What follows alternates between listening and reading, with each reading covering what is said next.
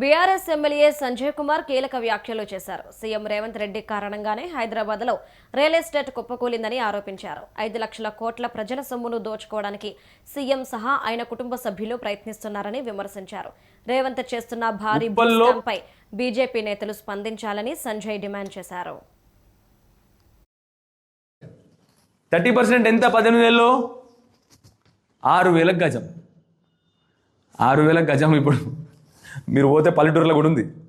6,000 గజం చొప్పున మీకు ఇచ్చేస్తా ల్యాండ్, మీరు తీసుకొని ఎవరిని ఆ ల్యాండ్ అంతకుముందు ఆల్రెడీ గవర్నమెంట్ వాళ్ళకు 5,000 10,000 ఎకరం ఇచ్చింది అప్పట్లో, 30 ఎకరం 40 ఏళ్ళ క్రితం. దయచేసి లక్ష్మణ్ టాపిక్ డివేట్ కాకుండా చూసుకో. నువ్వు కూడా చాలా కష్టపడి పెద్ద మంత్రి అయినావు, నువ్వు నీ మీద నాకు అపారమైన గౌరవం. ఇది రాష్ట్ర సంపాదన, ఇది మన భవిష్యత్ స్థల సంపాదన, నా కొడుకు సంపాదన, నీ కొడుకు కూడా ఆస్తి. ఇది 10,000 ఎకరాలు ఔటర్ రింగ్ రోడ్ లోపల సిటీ మధ్యలో.